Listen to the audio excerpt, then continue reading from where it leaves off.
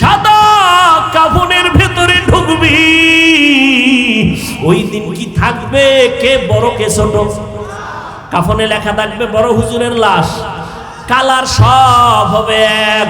বড় হুজুরের কালার যেমন, মুসল্লির কাফনের কালারও তেমন, বক্তার কাফনের কালার যেমন, শ্রোতাদের কাফনের কালারও তেমন।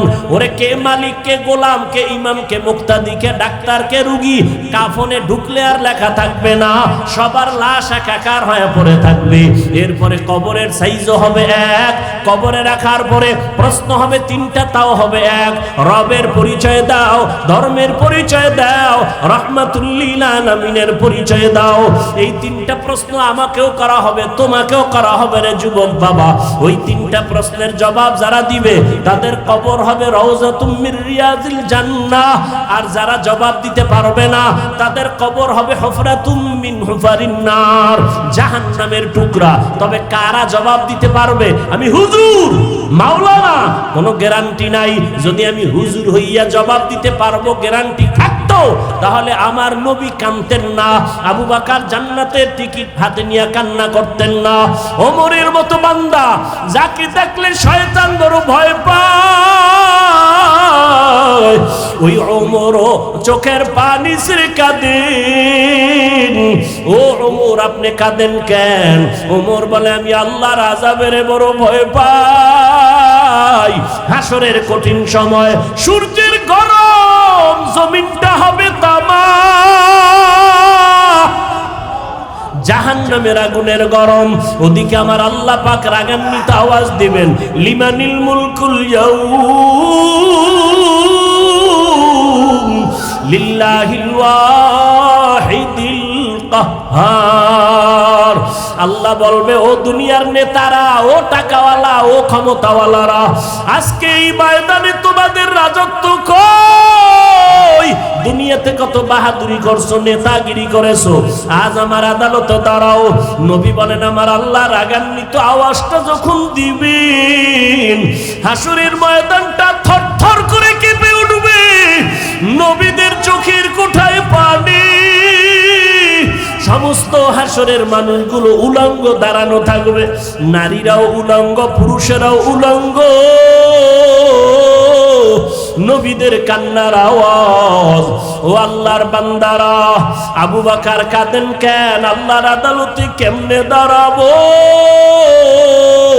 জান্নাতের টিকিট পাইয়াও যদি তারা কান্না করেন, তাদের এত সুন্দর আমল, তাদের এত সুন্দর ইখলাস, তাদের এত সুন্দর তাকওয়া, তাদের এত সুন্দর তাহাজ্জুদ, তাদের এত সুন্দর তেলাওয়াত, তাদের এত সুন্দর আল্লাহর হক আদায়, তাদের বান্দার হক এত সুন্দরভাবে আদায় করে, এরপরও জান্নাতের সুসংবাদ পাইয়াও যদি তারা কান্না করেন, ও মাদকদির মুসলমান ও যুবক, ও পর্দার আড়ালের মা বোনেরা, ও বৃদ্ধ বাবাজিরা, তোমার আমার তো নামাজ নাই, তোমার আমার রোজা নাই, তোমার আমার জিকির নাই, তেলাওয়াত নাই, পর্দা নাই, হালাল হারামের ভেদাভেদ নাই। টুকটাক যে আমল করি, এটাও তো আসলে আল্লাহর জন্য করতে পারি না। নামাজ পড়ি মানুষকে দেখাবার জন্য, বয়ান করি মানুষকে দেখাবার জন্য, তেলাওয়াত করি দেখাবার জন্য। সাহাবায়ে কেরাম জান্নাতের টিকিট পাইয়া ইখলাসের আমল নিয়েও যদি কান্না করতে পারেন, তাহলে তোমার আমার আমল নাই, ইলম নাই, গুনাহ আর গুনাহ আর গুনাহ। চোখ দুইটা বন্ধ করে একটু তাকাও, জীবনে হাতের দ্বারা কত গুনাহ করেছো রে বাবা। চোখ বন্ধ করে একটু দেখো, এই বয়সের চোখের দ্বারা কত গুনাহ করেছো। হাতের দিকে তাকায় দেখো, গুনার কারণে মনে হয় হাত দুইটা নাপাক, গুনার কারণে জিহ্বাটা নাপাক হয়ে গেছে, গুনার কারণে অন্তর নাপাক। এরপরেও তো কি পরিমাণ কান্না করা উচিত।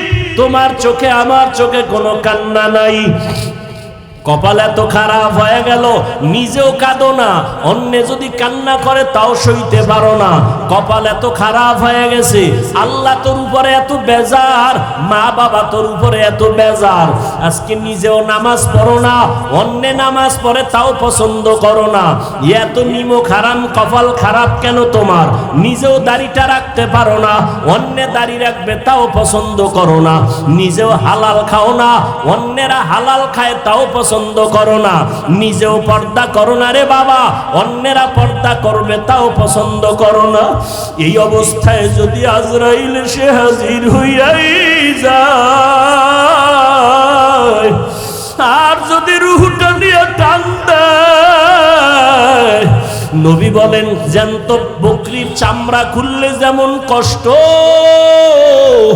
গুনাহগারের জান কবাজের কষ্ট আরো কঠিন হবে।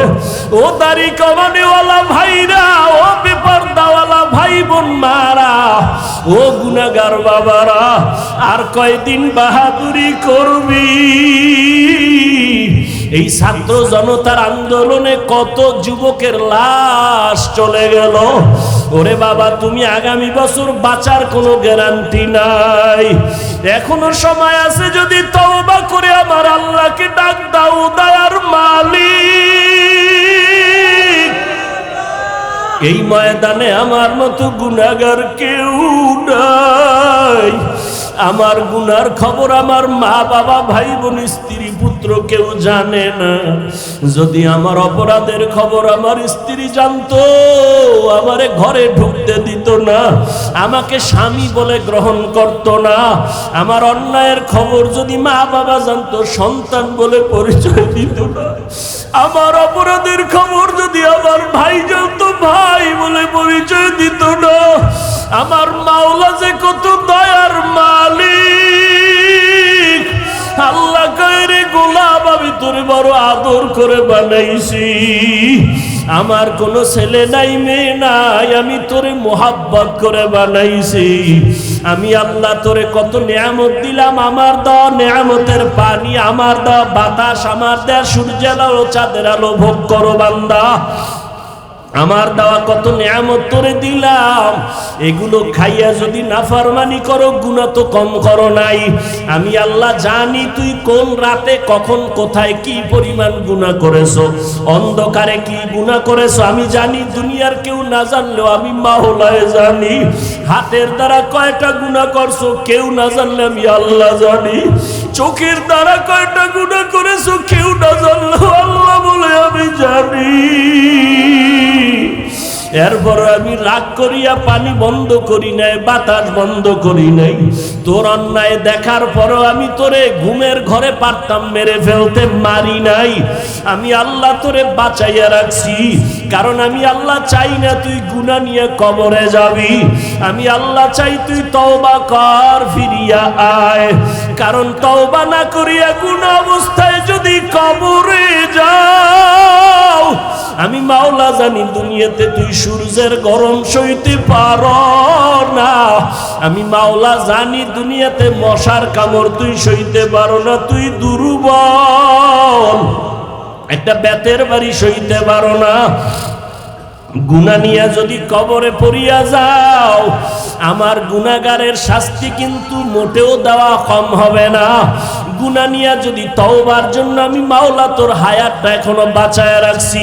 আমি মাওলা তোরে ওয়াজের প্যান্ডেল পর্যন্ত পৌঁছাইয়া দিয়েছি, বয়ান শোনার মতো ব্যবস্থা করে দিয়েছি। এখনো ফিরিয়া আয়, তওবা কর, গুনাহ নিয়ে জাহান্নামী হয়ে কবরে যাস না। যদি গাদ্দারি করিয়া গুনাহ নিয়ে কবরের বিছানায় যাও, ওই কবর কিন্তু বাতি নাই, সাথী নাই, মাটি আর মাটি আর অন্ধকার। ওই কবরে যখন তুই যাবি, ওই কবরে তোর মা বাবা নেতা নেত্রী কেউ যাবে না, আপনজন কেউ যাবে না। ওই কবরে গুনাহ নিয়ে যদি যাও, আরে জবাব, তিনটা প্রশ্নের জবাব যদি দিতে না পারো, সাথে সাথে কবর জাহান্নামের টুকরায় পরিণত হয়ে যাবে। কবরের ভেতরে জাহান্নামের আগুনের গরম, একটা না দুইটা না 70 থেকে 99টা সাপের আক্রমণ। আমি আল্লাহ তখন রাগ করিয়া বলবো, ও কবরের মাটি, এই গুনাহগার বেনামাজিরে ধর। এই বেনামাজিরে আলেম ওলামারা কত বয়ান করলো, ফিরে নাই, গুনার কথা বুঝাইছে, গুনাহ ছাড়ে নাই।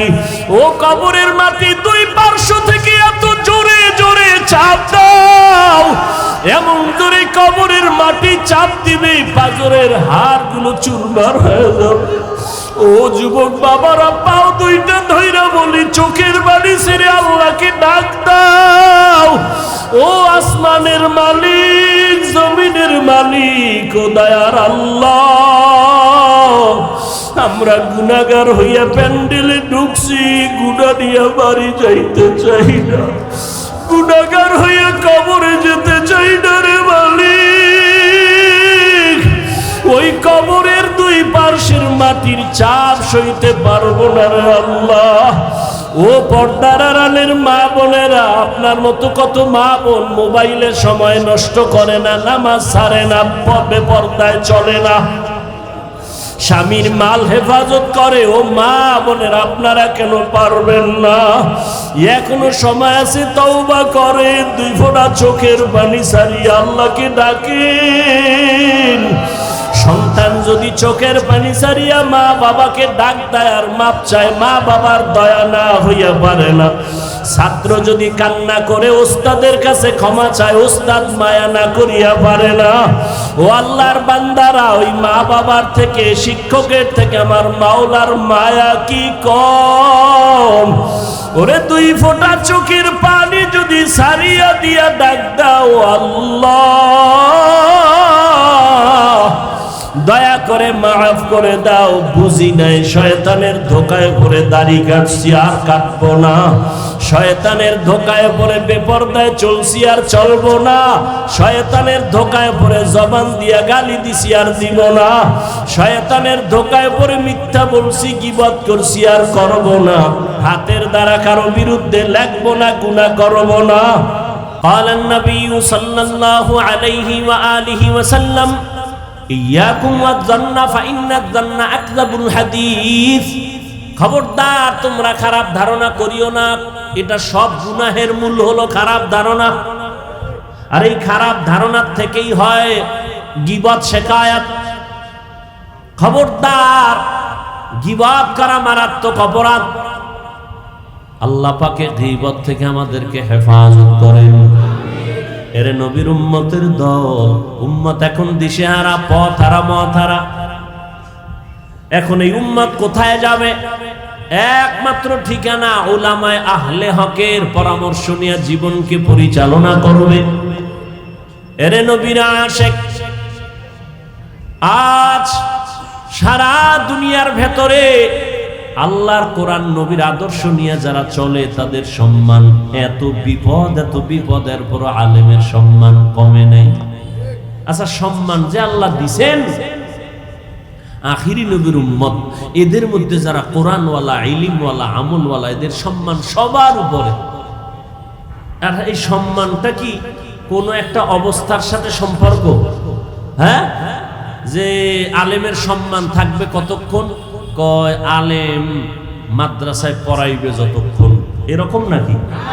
হ্যাঁ, এর ভেতরে নবীর সুন্নাত যতক্ষণ থাকবে সম্মান ততক্ষণ থাকবে। চাই সে মসজিদ ইমামতি করুক আর না করুক, চাকরি করুক আর না করুক, মাদ্রাসায় থাকার না থাক, কোরআন আছে, সুন্নাত আছে, সম্মান আছে। রিজিকের মালিক কি চাকরি? রিজিকের মালিক কে? আল্লাহ গর্তের পিপিলিকারে খানা দেন না? জঙ্গলের প্রাণীদের খানা দেন না? তো আল্লাহর কাছে কি ওরা দামি না আমরা দামি? হাজারো লাখো প্রাণীকে যদি আল্লাহ খানা দেন, পিপিলিকাকে আল্লাহ রিজিক দিতে পারেন, আমাদের দিবেন না? তাহলে পাগল কেন হয়েছো? এত খানার জন্য পাগল কেন? কুত্তায়ও খায়, গরুয়েও খায়, ওর জন্য আল্লাহ খানা বানাইছেন। কিন্তু মানুষের খানা বড় পিওর, মানুষের খানা বড় পিওর। মানুষ আমাদের দাওয়াত দেয়, মোহব্বত করে হাদিয়া দেয়, খানা খাওয়ায়, পিওর খানা খাওয়াই, আবার মাপ চায়, হুজুর যেইভাবে খেদমত করা দরকার ছিল করতে পারি না, মাফ কইরা দিয়েন। মেরা এজাজু করদন বেহিসাব, খলকেরা দাদন জওয়াবে মা সওয়াব। আল্লাহর নবী বলেন দুটো জিনিস ধরে রাখ, কোরআন আর সুন্নাত। নবী সুন্নতের কথা বললেন কেন? হাদিস বলতে পারতেন। এ বিষয়ে আলোচনা উলামায়ে কেরাম করে থাকেন, আপনারাও শুনে থাকবেন, আমি ওদিকে যাব না। আয়াতের মধ্যে নিয়ে কিছু আলোচনা করব। ওয়ামা আরসালনাকা ইল্লা রাহমাতাল লিল আলামিন।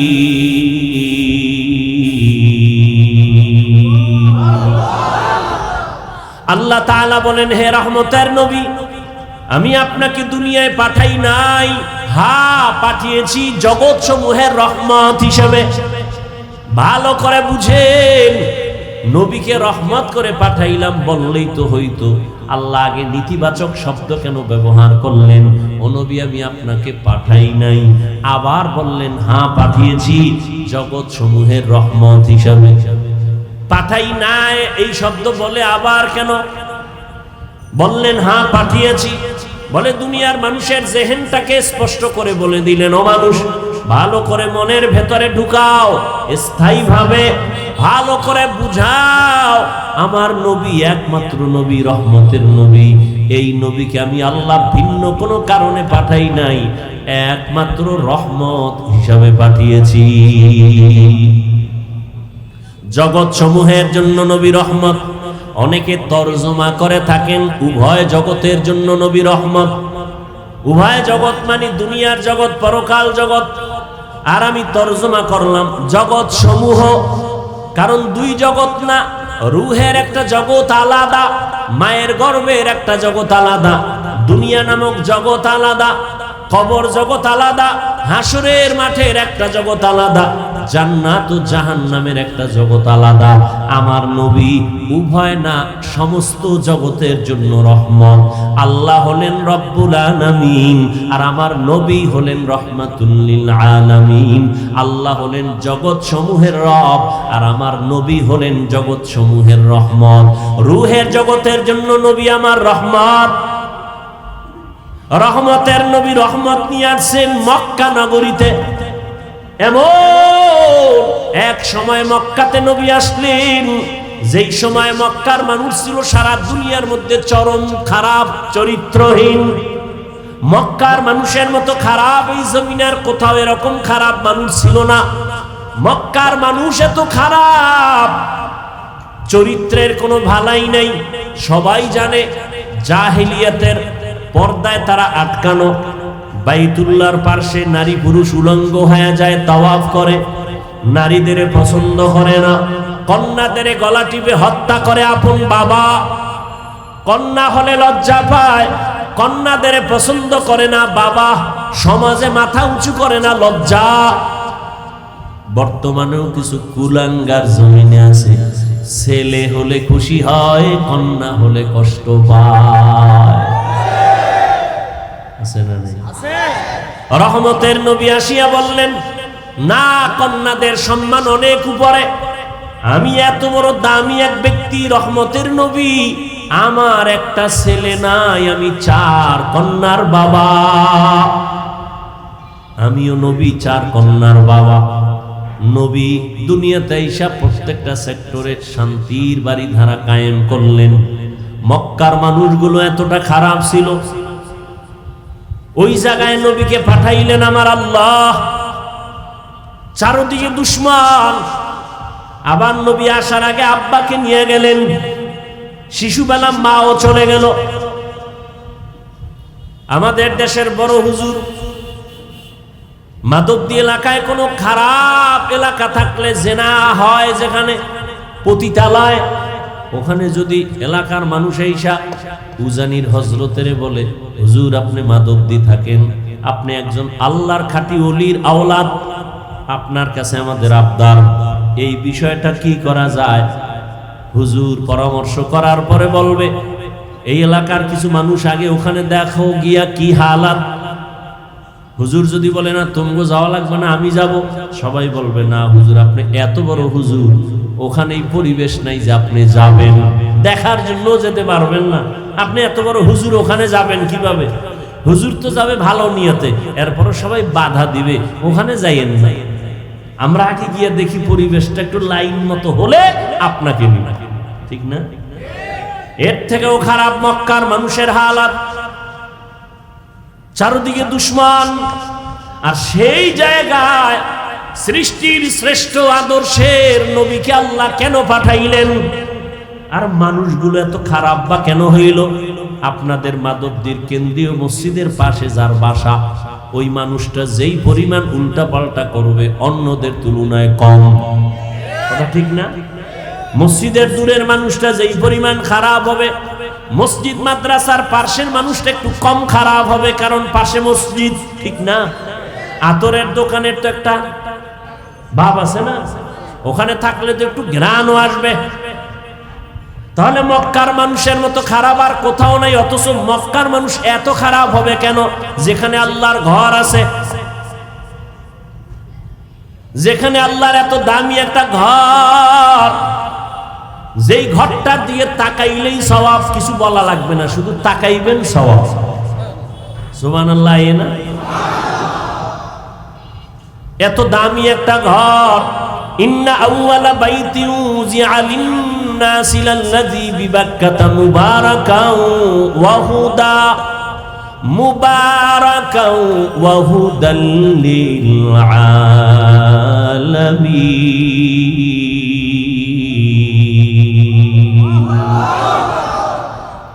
আল্লাহ জমিন বানায় একটা ঘর বানাইলেন, হেদায়েতের ঘর, ইবাদতের ঘর।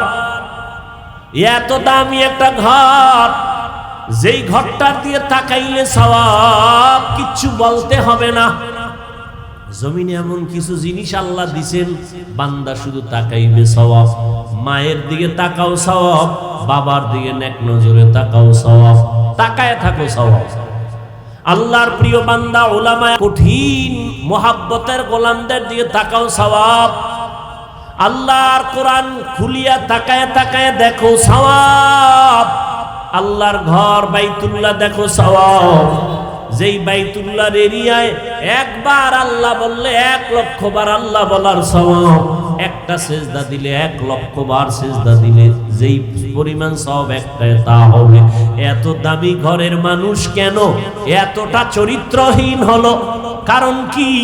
অনেক লম্বা কারণের নির্যাস কথা হলো, এই মক্কার ঘর থাকার পরও মানুষের আদর্শ কেন খারাপ? এর একমাত্র জবাব, এদের মাঝে কোনো মুরব্বী নাই। ঈসা নবী চলে গেছেন, মুরব্বী হারা হয়ে গেল, অভিভাবক নাই, কোনো নবী নাই। আমার নবী আসবেন, এর মাঝখানে আর কেউ নাই। মানুষগুলো বেপরোয়া হয়ে গেল। এখন নিজের বিবেকটাকে মুরব্বি বানাইয়া নফসের গোলামে পরিণত হয়ে গেল। মূর্তি পূজা শুরু হয়ে গেল, উল্টা পাল্টা যা পারে আরোটাকেই সঠিক মনে করে, বিবেকটারে আপন বানাইয়া এরপরে যা করে বলে এটাই সঠিক। কিন্তু না, যখনই মুরব্বি হইয়া রহমতের নবী ডাক্তার হয়ে চলে আসলেন, নবী আসা মাত্রই জমিনের মধ্যে পরিবর্তন শুরু হয়ে গেল। 1000 বছরের অগ্নি জ্বলতেছিল, নিভে গেল। রহমতের নবী আসা মাত্র রহমতের বাতাস মক্কায় শুরু হয়ে গেল, আসা মাত্রই। কিন্তু কপাল খারাপ, ওই নবীকে গাছ চিনলো, মাছ চিনলো, আমরা আদম সন্তান সেই নবীর উম্মত হয়ে নবীরে চিনলাম না। যদি চিনতি রে বাবা, নবীর সুন্নতের জবাই করতি না। ও যুবক আল্লাহর গোলাম, ভালো করিয়া বুঝো, এই দুনিয়াতে কত বাহাদুরি করেছো, কত বন্ধু আর বান্ধব নিয়ে আড্ডা দিয়েছো, আমি সব জায়গায় এই ইদানিং বয়ানে বয়ানে ওয়াদা করা একটা দাবি করি যুবকদের কাছে, মুরব্বীদের কাছে না। ও যুবকেরা, কোন জায়গায় বসে আছো জানো না? রহমতের নবী কি বলছে জানোনি? নবী বলেন, বুড়ারা, আমি এতিম, আমার আব্বা নাই, আম্মা নাই, সবাই আমার দুশ্মন, সেই বিপদকালে বুড়ারা আমার বিরোধিতা করেছে, যুবকেরা আমি মুহাম্মদের উপকার করেছে। বুড়ারা নবীর বিরোধিতা করেছে, যুবকেরা নবীর উপকার করেছে। আবু জাহাল নবীর দুশ্মন বুড়া, আবু লাহাব নবীর বিরুদ্ধে কথা বলে বুড়া, উতবা নবীর দুশ্মন বুড়া, সায়বা নবীর দুশ্মন বুড়া। আর নবীর যত আপন সব যুবক, 7 বছর থেকে 11 বছরের বান্দা। হযরতে আলী নবীর হাতে হাত লাগায় কালেমা বললেন 7 থেকে 11 বছরের মধ্যে। হযরত আলী এতদিন ছিল নবীর চাচাতো ভাই, এখন হলেন সাহাবী, কিছুদিন পরে হবেন জামাতা। আলী বুড়া না যুবক? নবীর কাছে আইসা সহযোগিতার জন্য দাঁড়ায় গেলেন। নবীজি কলিজা দিয়া দোয়া করলেন, আনা দারুল হিকমাহ ওয়া আলিয়ুন বাবুহা, আমি মুহাম্মদ ইলম ও হিকমতের ঘর, আর এই ইলমের ঘরের দরওয়াজা আমার আলী। নবী এমন দোয়া দিলেন, সাথে সাথে কবুল হয়ে গেল।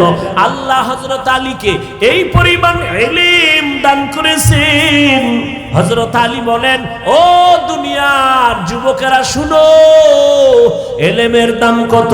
মান আল্লামানি হারফান ইনশাআ বাআ ওয়া ইনশাআ আতাকা, আমাকে একটা অক্ষর যিনি শিখাইছেন তার মূল্য তো এত বেশি আমার কাছে, চাইলে ওই শিক্ষক আমাকে গোলাম বানাইয়াও রাখতে পারবেন, বিক্রিও করে দিতে পারবেন, তার অধিকার এত বেশি, আর আমি তার কাছে এতটাই দুর্বল। ও আল্লাহর বান্দা যুবকেরা, জীবনে যাই করো না করো, ওস্তাদের সাথে বেয়াদবি করিও না, মা বাবার সাথে বেয়াদবি করিও না, মুরব্বীদের সাথে বেয়াদবি করবা না, আলেমদের সাথে বেয়াদবি করলে মরার আগে ধ্বংস। মরবা না, ধ্বংস মানে মরবা না। এত তাড়াতাড়ি মরবা কেন? তোমার মরার আগে পাও ভাঙবে, কিডনি যাবে, ক্যান্সার হবে, কত গজব আছে, দোকানে আগুন লাগবে, তাড়াতাড়ি মরবা না। আলেমদের সাথে বেয়াদবি করলে পরিণাম ফলটা মরার পরে না আগে? বলো। মা বাবার সাথে বেয়াদবির পরিণাম ফল মরার আগে না পরে? قال النبي صلى الله عليه وآله وسلم اثنان يعجلهما الله في الدنيا البغي وعقوق الوالدين। রহমতের নবী বলেন, দুইটা অপরাধ আছে যা করলে শাস্তি হবে মরার আগে। কয়টা? 1 নাম্বার অপরাধের নাম জুলুম। বলো। 1 নাম্বার অপরাধের নাম জুলুমের বিচার মরার পরে না আগে? দ্বিতীয় অপরাধের নাম মা বাবার সাথে বেয়াদবি। মা বাবার সাথে বেয়াদবি করলে বিচার মরার পরে না আগে? বুঝো কিন্তু ভালো করে, খবরদার। জুলুম আবার 3 প্রকার। আল্লাহর সাথে জুলুম, নিজের সাথে জুলুম, অন্যের সাথে জুলুম। আল্লাহর সাথে জুলুমের নাম শিরিক। ইন্নাশ শিরকা লাযুলমুন আযীম। আল্লাহর সাথে শিরিক করা হলো বড় জুলুম। ও আল্লাহ, আমাদেরকে জুলুম থেকে, শিরিকের গুনাহ থেকে আমাদের ঈমান ও আমলকে হেফাজত করে। নিজের সাথে জুলুম করা, অন্যের সাথে জুলুম করা। নিজের সাথে জুলুমের এক অর্থ, আমার হাতের সাথে জুলুম, চোখের সাথে জুলুম, কানের সাথে জুলুম, জবানের সাথে জুলুম, অন্তরের সাথে জুলুম। আল্লাহ হাত যেই কাজের জন্য বানাইছেন, ওই কাজে হাত ব্যবহার না করা হাতের জুলুম। আল্লাহ চোখ যেই কাজের জন্য বানাইছেন, চোখ ওই কাজে ব্যবহার না করা চোখের জুলুম। আল্লাহ জবানটা যেই কাজের জন্য দিছেন, জবানটা ওই কাজে ব্যবহার না করা জবানের জুলুম। এরে আল্লাহর বান্দা, এটা নিজের সাথে জুলুম। নিজের সাথে জুলুমের আর এক ব্যাখ্যা হলো, আমার আহাল অধীনস্থ যারা, আমার সন্তান আমি বাবা, সন্তান আমার আহাল, আমি স্বামী, স্ত্রী আমার আহাল, আমি মুসল্লি, মসজিদের খতিব, মুসল্লি আমার আহাল, আমি মাদ্রাসার শিক্ষক, ছাত্র আমার আহাল।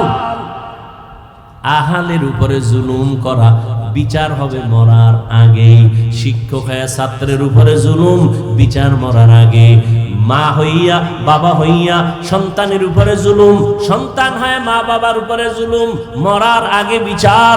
শিক্ষক হয় ছাত্রের উপরে জুলুম, মরার আগেই বিচার হবে। ছাত্র হয় শিক্ষকের সাথে জুলুম। আর এটা কেমন জুলুম? এটা কেমন জুলুম? আল্লাহর সাথে জুলুম করছো, আল্লাহ চাইলে ক্ষমা দিয়া দিবেন, কিন্তু না, বান্দার সাথে যদি করো, ওস্তাদের সাথে, শিক্ষকের সাথে যদি করো, মা বাবার সাথে করো, আল্লাহ ক্ষমা দিবেন না মা বাবা ওস্তাদ ক্ষমা না দেওয়া পর্যন্ত। কারণ এটা হলো বান্দার হক। বান্দা ক্ষমা না দেওয়া পর্যন্ত আল্লাহ ক্ষমা দিবেন না। শিক্ষকের সাথে বেয়াদবির বিচারটা মরার পরে না আগে। আল্লাহ মাপ দিবেন না, আগে শিক্ষক মাপ দিতে হবে, না হয় আল্লাহ দিবেন না। লিকুল্লি শাইইন জিনাতুন ফিল ওয়ারা ওয়া জিনাতুল মারই তামামিল আদাবি আজ খোদা খাহিমে তৌফিক আদব বেআদব মাহরুমে গাশ আজ ফজলে রাব। এরে আল্লাহর বান্দারা, প্রত্যেকটা জিনিসের একটা সৌন্দর্য আছে। মানুষের সৌন্দর্য হলো আদবের ভেতরে। আপনি শিক্ষিত অনেক, আপনার টাকার অভাব নাই, শিক্ষার অভাব নাই, কিন্তু আদব নাই, কারো কাছে কোনো দাম নাই। কিন্তু আপনার শিক্ষা অল্প, বাড়িঘর দুর্বল, টাকা পয়সা তেমন নাই, কিন্তু আপনি বিনয়ী, নম্র, ভদ্র, সবাই আপনাকে মহব্বত করবে, শ্রদ্ধা করবে। এটা আল্লাহর রাসূলের কথা, মান তাওয়াযা লিল্লাহ রাফাআহুল্লাহ। যে নিজেকে আল্লাহর সন্তুষ্টির জন্য ছোট মনে করে চলবে, আল্লাহ তার মর্যাদা দিন দিন বাড়ায় দিবে। এরে আল্লাহর বান্দারা, উলামায়ে কেরামদের সংস্রব আর সোহবত ছাড়া নাজাতের আর কোনো রাস্তা খোলা নাই। মক্কার মানুষ খারাপ কেন মনে আসেনি? কি নাই? এই বেটা লিখে রাখ, কথা কম বলতে চাই আর বড় এসে যায়, কি করার। এই যারা মুরব্বীদের ব্যাপারে, আলেমদের ব্যাপারে, বড়দের ব্যাপারে ফেসবুকে উল্টা পাল্টা লেখে, আল্লাহর কসম বেয়াদবিমূলক যারা লেখালেখি করে, আলেমদের সম্মান নষ্ট করার ষড়যন্ত্র করে লেখার মাধ্যমে ফেসবুকে আর ইউটিউবে, খোঁজ নিয়ে দেখ একটারও মুরব্বী নাই, একজনও মুরব্বী মানে। আর যে মুরব্বী মানে না সে বেয়াদব। সে কি? চূড়ান্ত বেয়াদব। বেয়াদব মানে তার চলা ফেরা কোনোটায় ব্যালেন্স থাকে না। মুরব্বী থাকলে পেছন দিক দিয়ে টান দিবে, অন্যায় করছো কেন, তওবা কর। গরুর গলায় যদি রশি লাগানো থাকে, ও যদি অন্যের ক্ষেতের ধান খাইতে চায়, মালিক রশি দিয়ে টান মারে, মারেনি? রাস্তায় কুত্তা আছে না বাজারে? একটা কুত্তারও কোনো দাম নাই, মালিকের শিকল যেই কুত্তার গলায় লাগানো, ওই কুত্তার দাম আছে না নাই? আকাশের ভেতরে খোলা ময়দানে, খোলা বাতাসে কত পাখি উড়ে, কোনো দাম নাই। খাঁচার মধ্যে যেই পাখিটা আটকানো, ওই পাখির বড় দাম। ও বাবা, স্বাধীনভাবে যে মানুষগুলো ঘোরাফেরা করে, মন চাইলে নামাজ পড়ে না, মন চাইলে জিকির করে না, মন চাইলে মানুষের হক নষ্ট করে, না হইলে নাই, উল্টা পাল্টা চলে, এদের কোনো দাম নাই। আর যারা কালেমার মালা গলায় লাগাইয়া ওলামায়ে কেরামের মুরব্বি মাইনা চলে, এদের দাম অনেক বেশি, বলে কত ফেরেশতার থেকে অনেক বেশি। দেখছেন নি কথা? এ ভাই, আমি বয়ান করি, বক্তবৃন্দ আল্লাহ ক্ষুদ্র অবস্থায় দিল, আছে না নাই? কি নাই? কি বৃষ্টি, কি রৌদ্র, কি তুফান। আল্লাহর কিছু বান্দা, আমি তো কোনো রাজনৈতিক দলের ব্যানার নিয়ে আসি না যে এই আমার দলের লোকগুলো তাড়াতাড়ি গাড়ি ভাড়া করে হাজির হবে। আছে কোনো দল? নাই। সবাইকে বয়ান করি, কোনো দলের পক্ষেও বলি না, কথা ঠিক? আমিও তো মনে যা চায় পাইছি, মানুষ ইচ্ছা রকম বলি, পারি না? কিন্তু না, কথা বলার আগে একদিকে আল্লাহর ভয়, অপর দিক থেকে মুরব্বীরা পেছন থেকে টানে, হাফিজুর রহমান এই কথাটা বলা ঠিক হয় নাই, মাপ চাও। এই কথা এভাবে বলবা, এইভাবে বলবা। এত সোজা না। নবীজির কোনো তুলনা নাই, আছে? সেই নবী বলেন আদাবানি রব্বি ফাহসানা তাদিবি, আমি মুহাম্মদ রে আমার আল্লাহ আদব শিখাইছেন। আমার আদব আমি মা মেনার গর্ভ থেকে শিখে আসি নাই। কে শিখাইছেন? তাহলে আদব এটা শিখার জিনিস, আদব শিখার জিনিস, শিখতে হয়। নবী বলেন আমাকে আল্লাহ আদব শিখাইছেন। আল্লাহর দেওয়া শিক্ষা দেওয়া আদব কত না সুন্দর। এই জন্য আদব শিখতে হয়। আদব কার থেকে শিখবে? একজন কয় বেয়াদব থেকে আদব শিখে নাও। আদবের সহজ তর্জমা হলো সুন্নত অনুযায়ী চলো। আদবের অর্থ কি? সুন্নত অনুযায়ী চলেন। আপনি জুতা পরবেন, আদব কি? সুন্নত যেটা, এটাই আদব। মসজিদে ঢুকবেন কোন পা দিয়া? ডান পা দিয়া, এটাই সুন্নত, এটাই আদব। বুঝেন না কথা? আদব এটাই সুন্নত। বের হবেন কোন পা দিয়া? বাম পা দিয়া। বাম পা দিয়া বের হবেন, দোয়া পড়বেন। আর জুতার ভিতরে পাও যখন ঢুকাবেন, ডান পাও আগে ঢুকাবেন। ডান পাও মানে এটা কেমনে করবেন? মসজিদ থেকে বের হইতে হইব বাম পাও দিয়া, জুতায় ঢুকাইতে হইব আগে কোন পাও? এটার বিশাল ফ্যাস লেগে গেছে। বের হব বাম পা দিয়া, ডান পাও জুতায় ঢুকামু কেমনে? কয় জুতা দুইটা আগে নিচে রাখ, জুতাটা ফালাইয়া ডান পাও ঢুকাইবি হবে না, বাম পা ঢুকাবি হবে না। জুতাটা রাইখা পাও দুইটা জুতার উপরে রাখো, বাম পাও ডান পাও।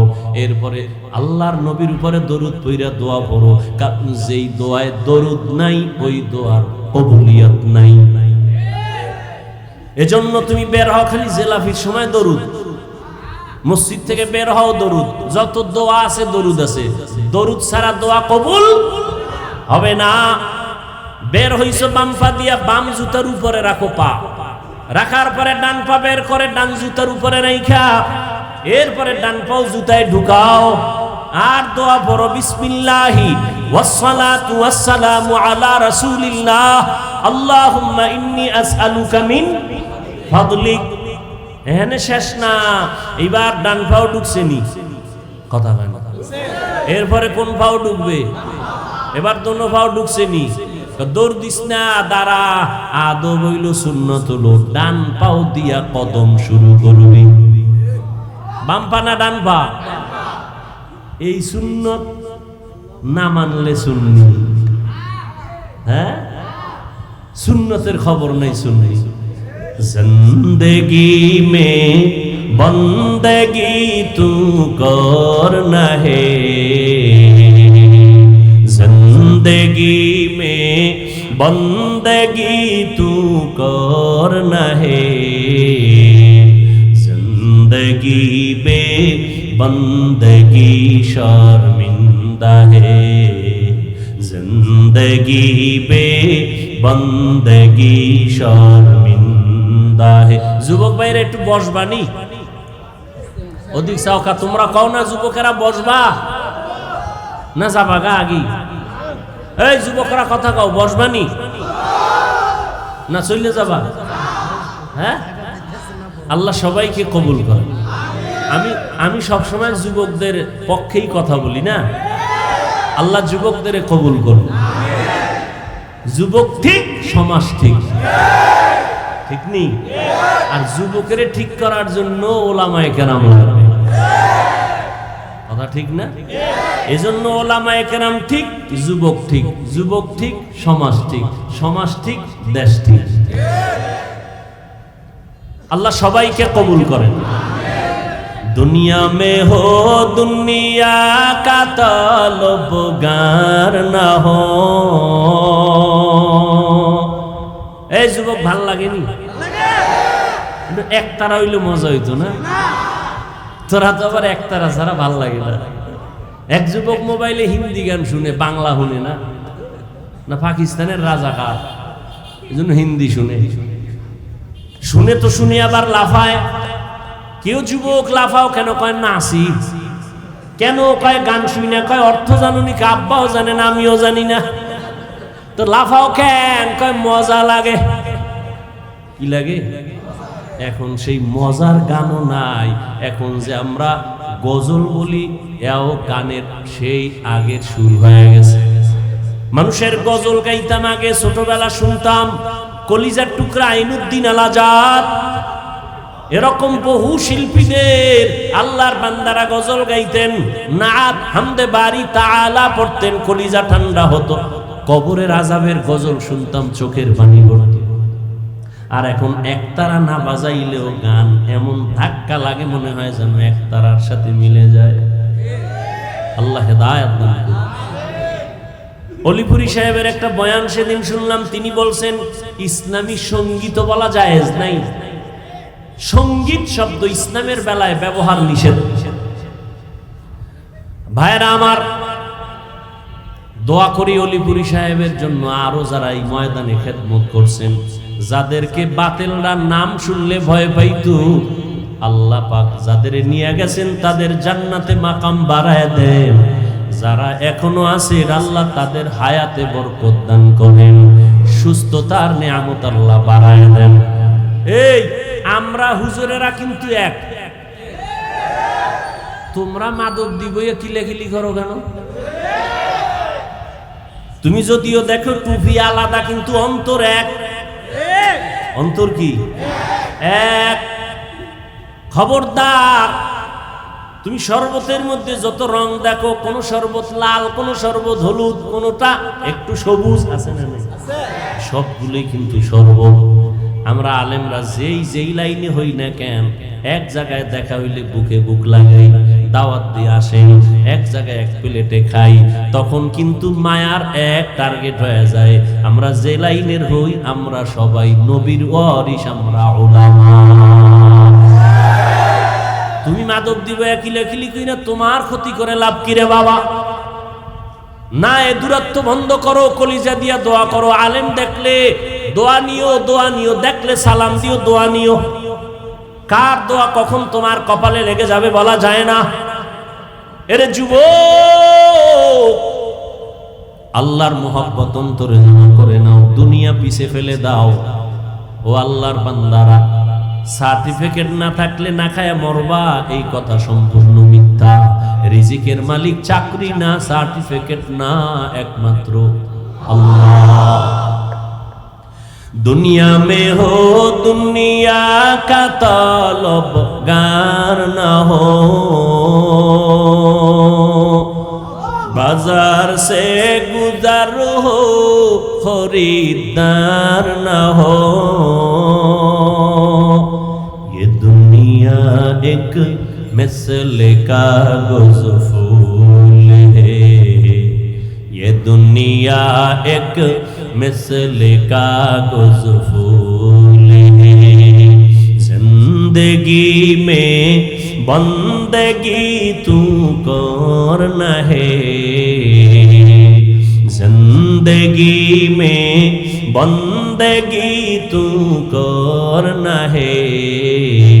जिंदगी बे बंदगी शर्मिंदा है, जिंदगी बे बंदगी शर्मिंदा है। ও যুবক আল্লাহর গোলাম, অনুনয় বিনয়ের সাথে বলছি, বাবা তোমাকে আমি বারবার আলেমের দিকে ফোকাস করতেছি, তার মানে তুমি আমার মতো হুজুর হইয়া যাও এটা বলি নাই। আমার মতো তসবি লাগাও, পাগড়ি মাথায় লাগাও বলি নাই। ভয় পাইও না রে যুবক, কোনো ভয় নাই।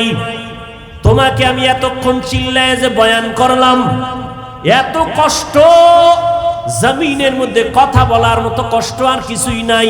আবার সেটা যদি হয় দীর্ঘ টাইম, আবার যদি হয় চোখ বন্ধ করে মুখস্থ, আবার সেটা যদি হয় হরেক ধরনের মানুষের সামনে, কত ঝামেলা।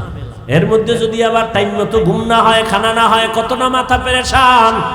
দিন নাই রাত নাই উলামায়ে কেরাম তোমাদের পেছনে এত কষ্ট করে, তোমরা বিনিময়ে দাও গালি, তোমরা বিনিময়ে বিরোধিতা করো, কিন্তু কোনো আলেম তোমাদের বিরুদ্ধে বলে না, তোমাদেরকে গালি দেয় না, কখনো বরদোয়া করে না, কলিজা দিয়া দোয়া করে, ও আল্লাহ আমার দেশ শান্তির দেশ বানাও, যুবকদের দিনদার বানাও, লেখাপড়া যারা করে কামিয়াবি দান করো, পরীক্ষার্থীরে কামিয়াবি দান করো, ব্যবসা যারা করে বরকত দান করো, কবরওয়ালাদের জান্নাত দান করো, অসুস্থ যারা সুস্থ বানাও।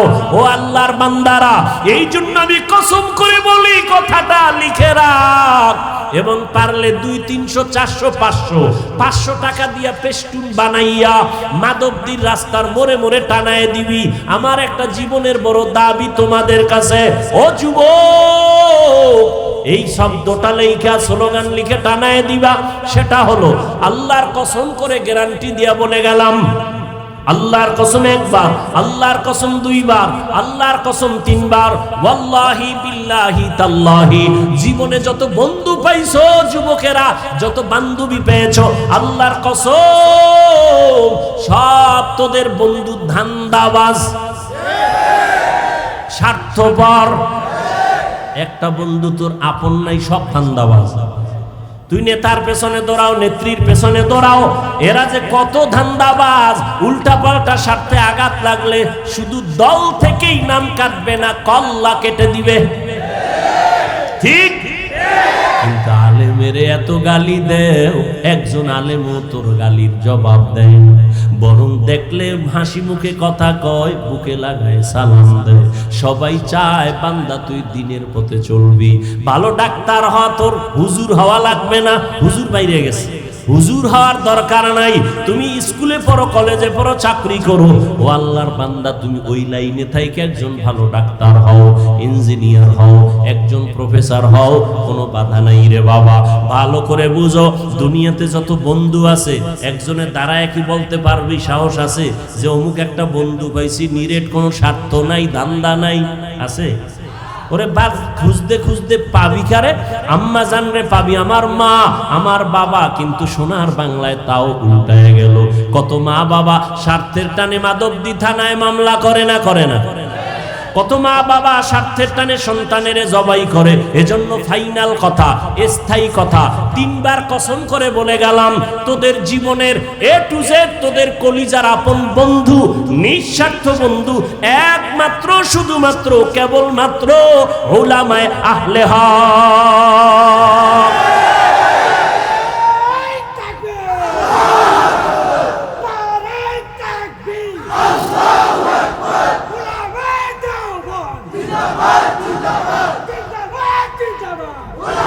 ভাইরা আমার, উলামায়ে কেরাম সাইনবোর্ড লাগাও, টানায় দাও, জীবনের পিওর নিঃস্বার্থ বন্ধু উলামায়ে আহলে হক, এই কথা লিখে ব্যানার লাগাও সব জায়গায়। আর সব বন্ধু ধান্দাবাজ, সব বন্ধু স্বার্থপর, উলামায়ে কেরাম নিঃস্বার্থ।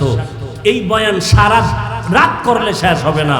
আমি আল্লাহর কসম করে বলি, উলামায়ে কেরাম এই দেশকে যা দিয়েছে, এই জাতিকে যা দিয়েছে, কোন নেতা তা দিতে পারে নাই, কোন নেত্রী তা দিতে পারে নাই। উলামায়ে কেরাম কলিজা দিয়ে, জীবন দিয়ে, জান দিয়ে সব কিছুই দেশের জন্য, জাতির জন্য করেছে নিঃস্বার্থভাবে, কেউ তা করতে পারে নাই। কিন্তু দুনিয়াদারেরা আলেমদের সাথে করেছে গাদ্দারি। কি করেছে? কোন মায়ের সন্তানের বুকের পাটা শক্ত থাকলে দাঁড়া। আমি চ্যালেঞ্জ দিচ্ছি, উলামায়ে কেরাম এই দেশকে যা দিয়েছে কেউ তা দিতে পারে নাই নিঃস্বার্থভাবে। যদি 5 টাকা দিয়ে থাকে কোন দুনিয়াদার 50,000 টাকা চুরি করে নিয়েছে, নিঃস্বার্থভাবে আলেম ওলামার এই জাতিকে সব দিয়েছে।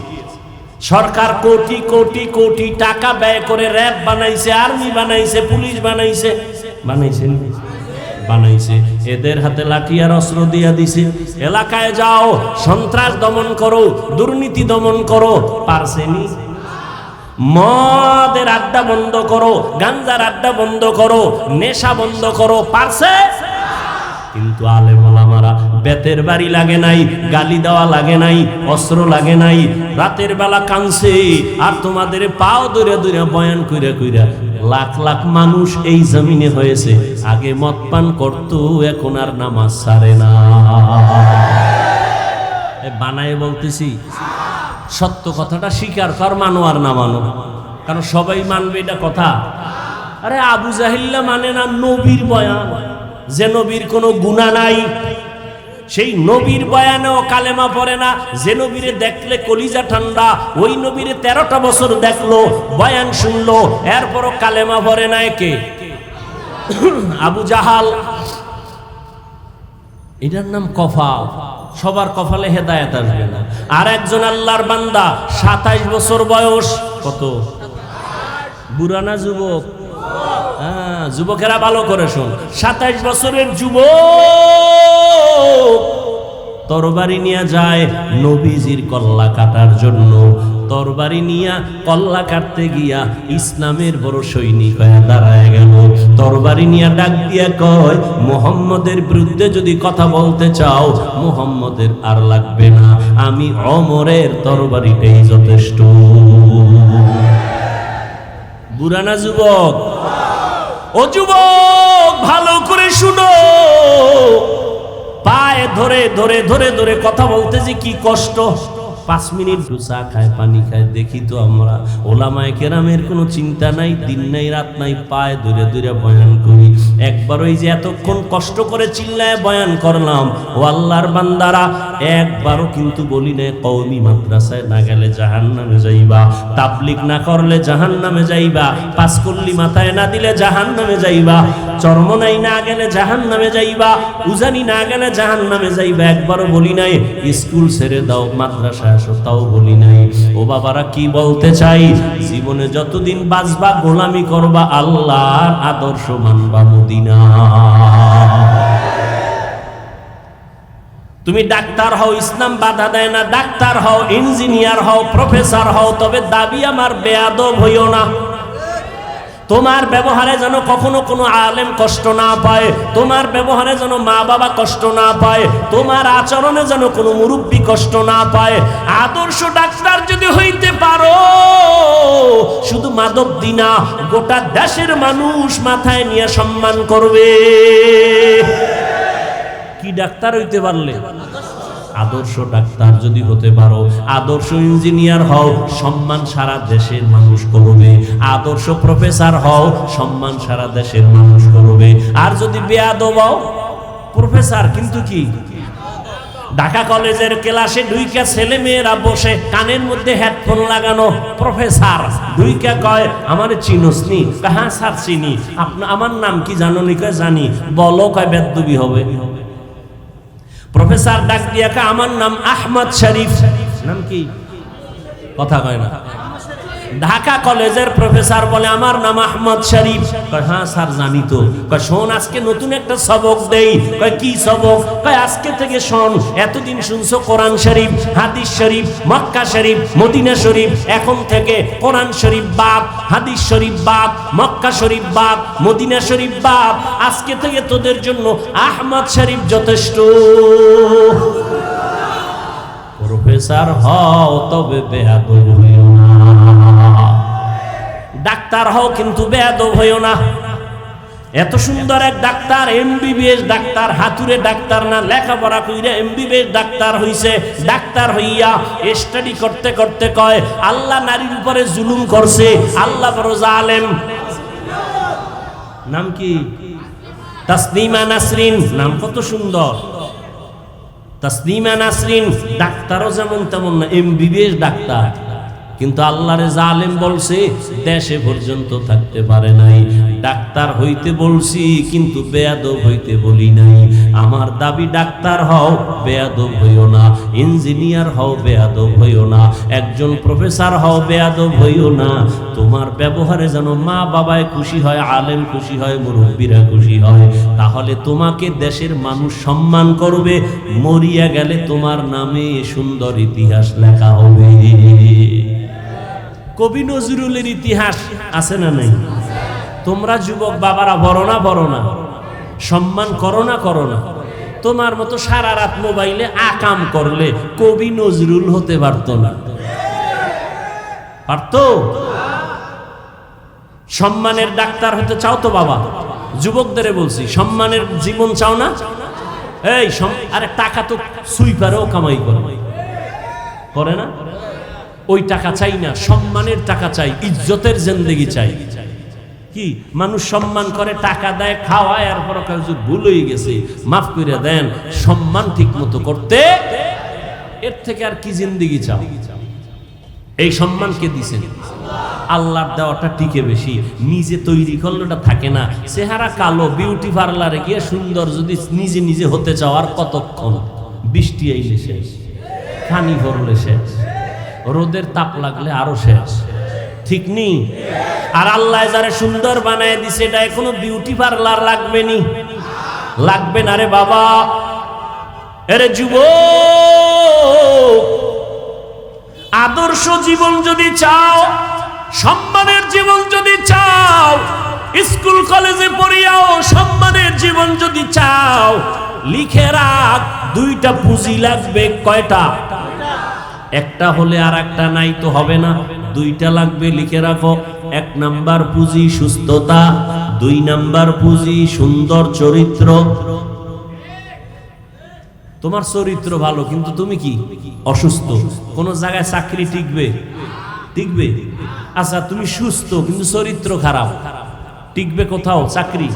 কেউ নিবে না। কিন্তু সুস্থতাও লাগবে, চরিত্র সুন্দর লাগবে। এই দোনোটাকে জবাই করনেওয়ালা হাতিয়ারের নাম মোবাইল। মোবাইল তোমার চরিত্রটারও জবাই করছে, এই মোবাইল তোমার সুস্থতাটারেও নষ্ট করে ফেলছে। অ্যান্ড্রয়েড মোবাইল চালাইয়া চোখের পাওয়ার নাই, কানের পাওয়ার নাই, চেহারার সৌন্দর্যতা নাই, এখন চেহারাটা কার্টুন কার্টুন হয়ে গেছে, ঠিক নি? সারা রাত মোবাইল দেখতে দেখতে ওবান্দা তোর শরীরের মহা ঔষধ ছিল ঘুম, ওই ঘুমটা নষ্ট করার কারণে শরীরটা নষ্ট হয়ে গেছে। মোবাইলে বাজে আলাপ গুনাহ করার কারণে চেহারার নূর আল্লাহ নিয়ে গেছেন, লাবণ্যতা নাই, উজ্জ্বলতা নাই, দেখলে কোনো মায়া লাগে না। মাথা ব্যথা বেড়ে গেছে, হার্ট অ্যাটাক বেড়ে গেছে, বুকে ব্যথা বেড়ে গেছে, কখন জানি পড়বি আর মরবি বলা যায় না রে বাবা। মাথাও ঠিক থাকে না, মাথা ঘুরায় ঘুরায় বাইক লয়ে বের হইয়া যায়, মা আসতেছি, লাশ হইয়া ঘরে ফিরে আসে রে বাবা। মোবাইলে তোর চরিত্রটাও নষ্ট করেছে, তোর সুস্থতাও নষ্ট করেছে। ভাই বললাম, মানবা না মানবা তোমার ইচ্ছা, রসুলের আদর্শ ছাড়া জীবনে আর আদবলা সম্মানিত হওয়া যাবে। এরে আল্লাহর বান্দারা, ও যুবক আল্লাহর গোলাম, উলামায়ে কেরামদের অবদান, তাদেরকে বন্ধু বানায়া চলো, তাদের পরামর্শ নাও, তারা তোমাদের কোনদিন ক্ষতির পরামর্শ দিবেন না। স্কুল কলেজে পড়িয়াও মা বাবার দোয়া নিয়ে চলিও। ও যুবক বাবা, তোমার মতো যুবকেরা স্কুলে পড়ে, কলেজে পড়ে, জীবনে মাদ্রাসায় পড়ে নাই, 5 বেলার নামাজ পড়ে আছে না নাই? তুমি নিজেকে প্রশ্ন করো, তুমি কেন পারবা না? ও যুবক বাবা, আজকে তোমাকে পাও ধরিয়া ধরিয়া বুঝান লাগে, টুপি বড়, দাড়ি রাখো, অথচ আমিও মুসলমান, তুমিও মুসলমান, তোমার আল্লাহ আমার আল্লাহ এক, তোমার নবী আমার নবী এক, তোমার ধর্ম আমার ধর্ম এক, তোমার কালেমা আমার কালেমা এক, তোমার কাবা আমার কাবা এক, নাকি আলাদা? ও আল্লাহর বান্দা, তুমিও যে আল্লাহকে মানো, সে আল্লাহকে আমিও মানি। তুমি আমি দুনিয়াতে আসছি এক, মরণকালে কাফনের সংখ্যা হবে 3টা, তাও হবে এক, কালার হবে আলাদা। কাফন কয়টা? আমি বক্তার সম্মানে একটা কাফন বাড়ানো হবে, গরিব রিক্সা ড্রাইভার গরিব হওয়ার কারণে একটা কাফন কমানো হবে। হ্যাঁ, আজকে আমি বক্তা বক্তা বাপ, তুমি শ্রোতা হইয়া নিচে পড়ছো, আমার কত সম্মান। আবার তুমি ডাক্তার, আমি রুগী, তোমার কত সম্মান, ভালো করে বুঝো রে বাবা। কিন্তু যেদিন সাদা কাফনের ভেতরে ঢুকবি, ওই দিন কি থাকবে কে বড় কে ছোট? কাফনে লেখা থাকবে বড় হুজুরের লাশ, কালার সব হবে এক। বড় হুজুরের কালার যেমন, মুসল্লির কাফনের কালারও তেমন, বক্তার কাফনের কালার যেমন, শ্রোতাদের কাফনের কালারও তেমন। ওরে কে মালিক, কে গোলাম, কে ইমাম, কে মুক্তাদি, কে ডাক্তার, কে রুগী, কাফনে ঢুকলে আর লেখা থাকবে না, সবার লাশ একাকার হয়ে পড়ে থাকবে।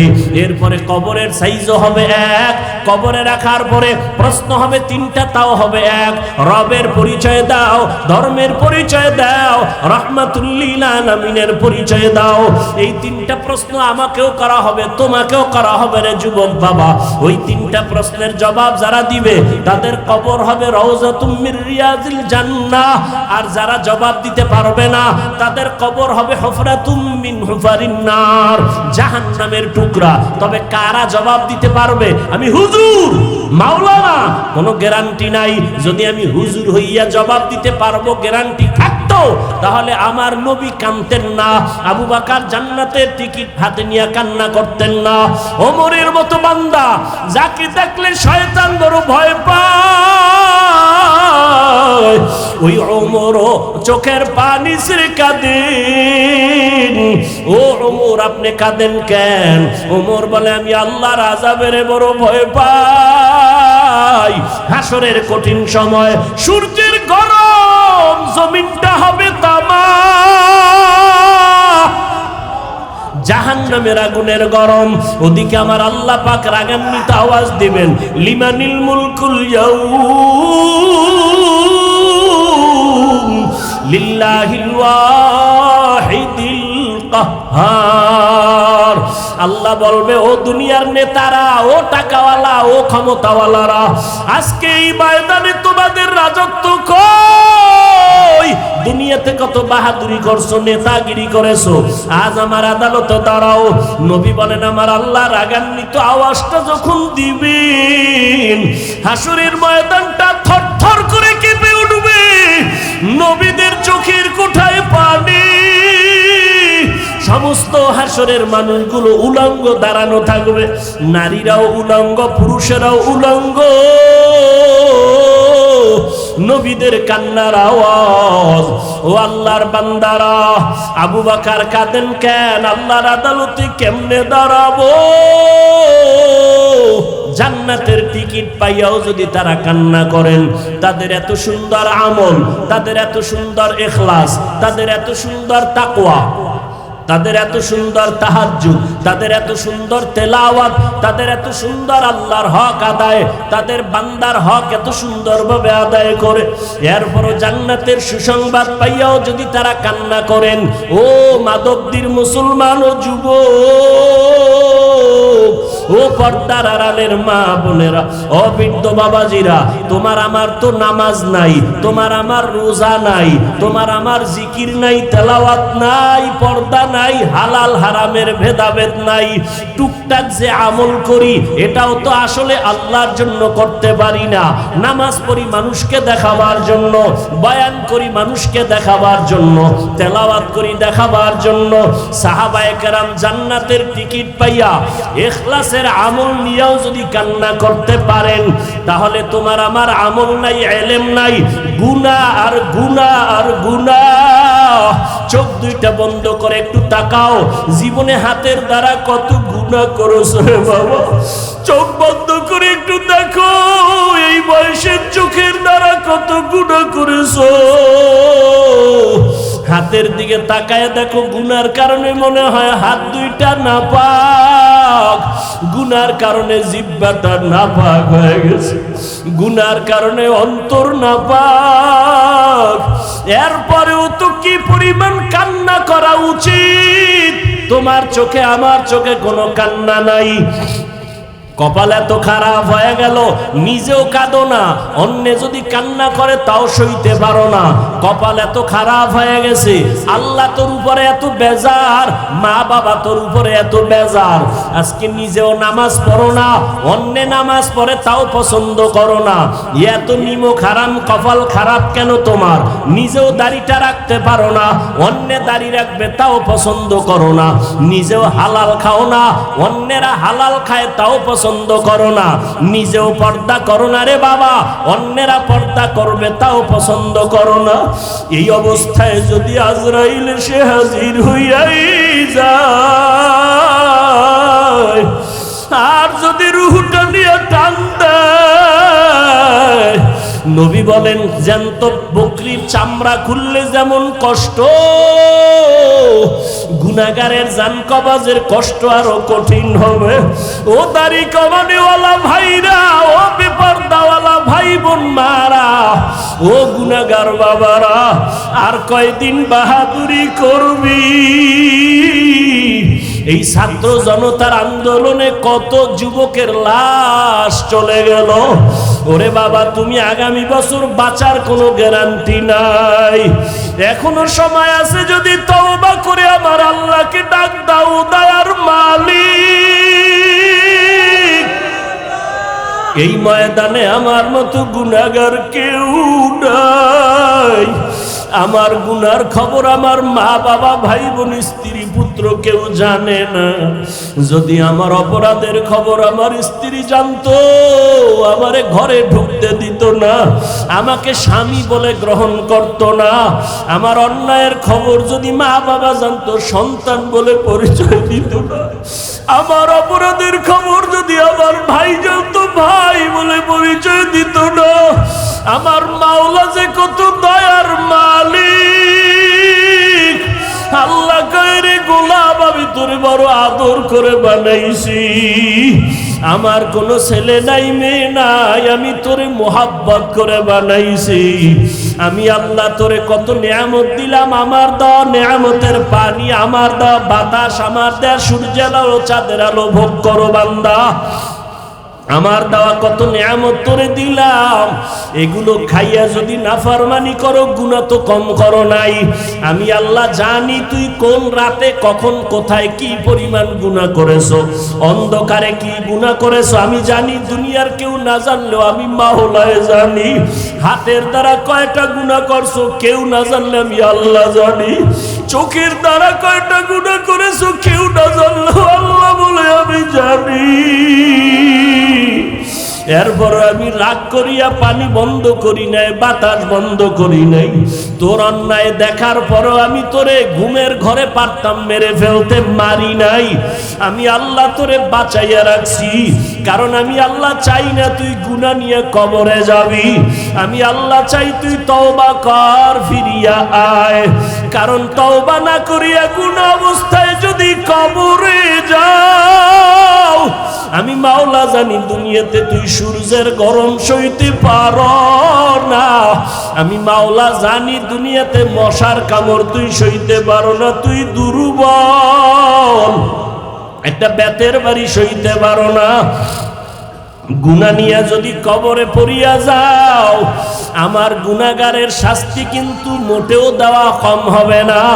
গুনাহ নিয়ে যদি তওবার জন্য আমি মাওলা তোর হায়াতটা এখনো বাঁচায় রাখছি। আমি মাওলা তোরে ওয়াজের প্যান্ডেল পর্যন্ত পৌঁছাইয়া দিয়েছি, বয়ান শোনার মতো ব্যবস্থা করে দিয়েছি। এখনো ফিরিয়া আয়, তওবা কর, গুনাহ নিয়ে জাহান্নামী হয়ে কবরে যাস না। যদি গাদ্দারি করিয়া গুনাহ নিয়ে কবরের বিছানায় যাও, ওই কবর কিন্তু বাতি নাই, সাথী নাই, মাটি আর অন্ধকার। ওই কবরে যখন তুই যাবি, ওই কবরে তোর মা বাবা নেতা নেত্রী কেউ যাবে না, আপনজন কেউ যাবে না। ওই কবরে গুনাহ নিয়ে যদি যাও, আরে জবাব, তিনটা প্রশ্নের জবাব যদি দিতে না পারো, সাথে সাথে কবর জাহান্নামের টুকরায় পরিণত হয়ে যাবে। কবরের ভেতরে জাহান্নামের আগুনের গরম, একটা না দুইটা না, 70 থেকে 99টা সাপের আক্রমণ। আমি আল্লাহ তখন রাগ করিয়া বলবো, ও কবরের মাটি, এই গুনাহগার বেনামাজিরে ধর। এই বেনামাজিরে আলেম ওলামারা কত বয়ান করলো, ফিরে নাই, গুনার কথা বুঝাইছে, গুনাহ ছাড়ে নাই। ও কবরের মাটি, দুই পার্শ্ব থেকে এত জোরে জোরে চাপ দাও, এমন জোরে কবরের মাটি চাপ দিবে পাজরের হাড়গুলো চুরমার হয়ে যাবে। ও যুবক বাবারা, পাও দুইটা ধইরা বলি, চোখের বাড়ি ছেড়ে আল্লাহকে ডাক দাও। ও আসমানের মালিক, জমিনের মালিক, ও দয়ার আল্লাহ, আমরা গুনাহগার হইয়া প্যান্ডেলে ঢুকছি, গুনাহ নিয়ে বাড়ি যাইতে চাই না, গুনাহগার হইয়া কবরে যেতে চাই না রে মালিক। ওই কবরের দুই পার্শ্বের মাটির চাপ সইতে পারবো না রে আল্লাহ। ও পর্দার আড়ালের মা বোনেরা, আপনার মতো কত মা বোন মোবাইলে সময় নষ্ট করে না, নামাজ ছাড়ে না, বেপরদায় চলে না, স্বামীর মাল হেফাজত করে। ও মা বোনের, আপনারা কেন পারবেন না? এখনো সময় আছে, তওবা করে দুই ফোঁটা চোখের পানি ছাড়িয়ে আল্লাহকে ডাকেন। সন্তান যদি চোখের পানি ছাড়িয়া মা বাবাকে ডাক দেয় আর মাপ চায়, মা বাবার দয়া না হইয়া পারে না। ছাত্র যদি কান্না করে ওস্তাদের কাছে ক্ষমা চায়, ওস্তাদ মায়া না করিয়া পারে না। ও আল্লাহর বান্দারা, ওই মা বাবার থেকে, শিক্ষকের থেকে আমার মাওলার মায়া কি কম? ওরে দুই ফোঁটা চোখের পানি যদি ছাড়িয়া দিয়া ডাক দাও, আল্লাহ দয়া করে মাফ করে দাও, বুঝি নাই শয়তানের ধোকায় পড়ে দাড়ি কাটছি আর কাটবো না, শয়তানের ধোকায় পড়ে বেপরদায় চলছি আর চলবো না, শয়তানের ধোকায় পড়ে জবান দিয়া গালি দিছি আর দিব না, শয়তানের ধোকায় পড়ে মিথ্যা বলছি, গীবত করছি আর করব না, হাতের দ্বারা কারো বিরুদ্ধে লেখবো না, গুনাহ করব না, মাফ করিয়া দাও।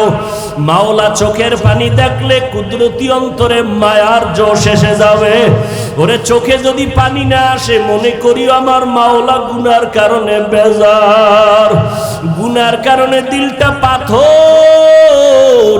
ওরে ডানে বামে তাকাইয়া দেখো কার চোখে পানি। কান্নাওয়ালার দিকে তাকায় একটু হাত বাড়াইয়া দোয়া চাও। ও কান্নাওয়ালা ভাই, একটু দোয়া করেন। আমাদের কপাল খারাপ, চোখে পানি নাই, গুনার কারণে আল্লাহ বেজার হয়ে গেল।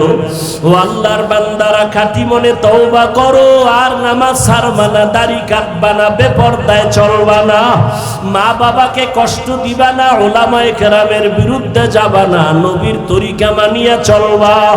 আল্লাহর কাছে কাঁদো আর বলো, আল্লাহ তওবাওয়ালা জিন্দেগি দান করেন। আয় আল্লাহ, গুনাহের প্রতি ঘৃণা জমায়া দেন। ও আল্লাহ, কুদরতের নজর দিয়ে একটু মাঠের দিকে তাকাইয়া দেখেন, আপনার গোলামেরা কি চায় আমি জানি না, আপনি ভালো জানেন। একজনকেও খালি হাতে ফিরাইয়া দিয়েন না রে আল্লাহ।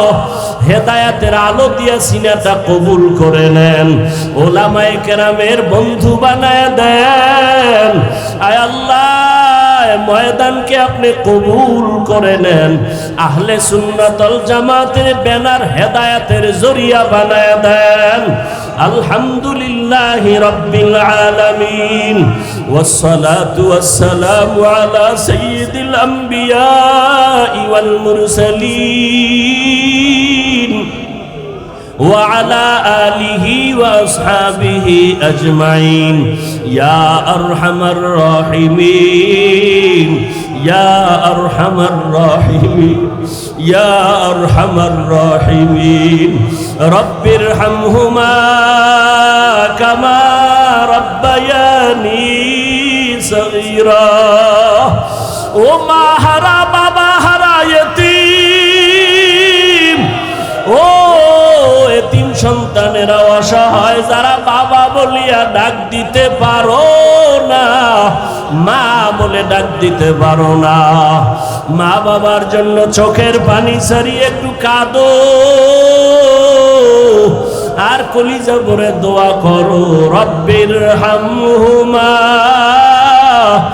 কামা রব্বায়ানি সগীরা। রব্বির হামহুমা কামা রব্বায়ানি সগীরা। اللهم إنك عفو كريم تحب العفو فاعف عنا. اللهم إنا نسألك رضاك والجنة ونعوذ بك من سخطك والنار. اللهم إنا نعوذ بك من البرص والجنون والجذام وسيء الأسقام. ও দয়ার মালিক, কুদরতের নজর দিয়া তাকায়া দেখেন কত উলামায়ে কেরামরা হাজি হাজির, কত মুরব্বী হাজি সাহেব, ব্যবসায়ী চাকরিজীবীরা হাজির, আমার কলিজার যুবক ছাত্র ভাইরা হাজির, পর্দার আড়ালে কত মা বোনেরা হাত তুলেছেন। ও আল্লাহ, এরা টাকা হারাইয়া কাঁদে না, বাড়ি হারাইয়া কাঁদে না। ও আল্লাহ, এরা কি যেন হারাইয়া কান্না করতেছেন। ও আল্লাহ, মনে হয় আর আপনাকে হারিয়ে ফেলেছে, হেদায়েতের রাস্তা হারাইছি, আমার নবীজিরে হারাইছি। ও আল্লাহ, আপনাকে পাওয়ার জন্য কাঁদি, নবীকে পাওয়ার জন্য কাঁদি, নবীর আদর্শর হেদায়াত পাওয়ার জন্য কাঁদি। ও আল্লাহ, একজনেরও খালি ফিরাইয়া দিয়েন না রে আল্লাহ। আয় আল্লাহ, একজনেরও খালি ফিরাইয়া দিয়েন না রে মালিক। হেদায়াতের নূর সবার সিনায় দান করেন আল্লাহ। আয় আল্লাহ, আহলে সুন্নাত ওয়াল জামাতের ব্যানার হেদায়েতের জন্য কবুল করে নেন।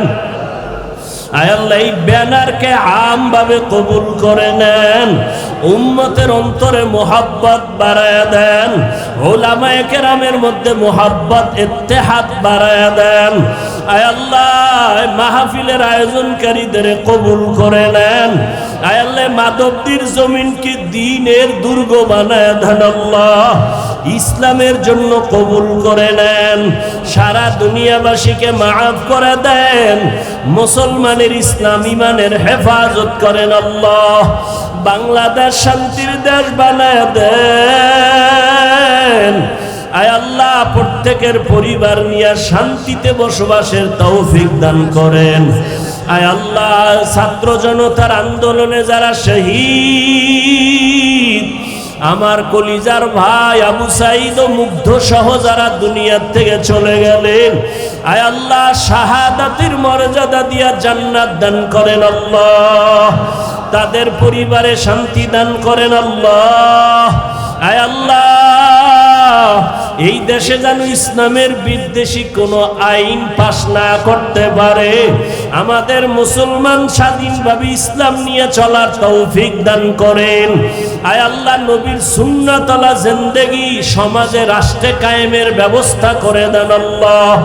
ঘরে ঘরে সুন্নতের আমল জারি করে দেন, মা বোনদের আবেদা বানায় দেন, পর্দানিশী বানায় দেন, সন্তানগুলো নেককার বানায় দেন।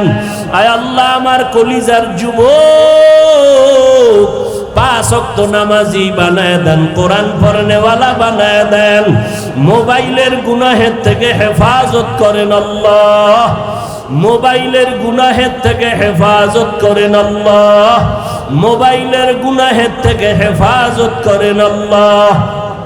নবীজির আদর্শওয়ালা জিন্দেগি দান করেন আল্লাহ।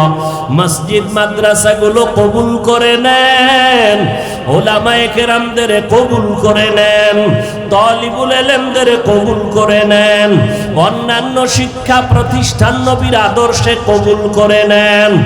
আমার কোমলমতি শিক্ষার্থীদের চরিত্র ধ্বংসের যদি কোনো ষড়যন্ত্র চলে, এর থেকে হেফাজত করেন।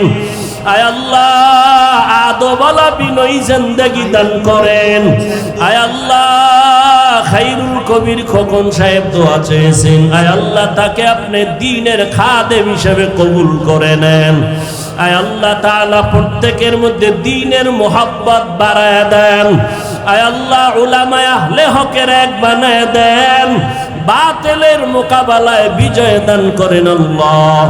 রিয়া হাসাদ কিবির দূর করে ইখলাস দান করেন। আয় আল্লাহ, উলামা তোলাবা উম্মতের অন্তরে মোহাব্বত বাড়ায় দেন। প্রত্যেকটা দিনের কাজ ময়দানে ভরপুর কামিয়াবির ব্যবস্থা করে দেন আল্লাহ।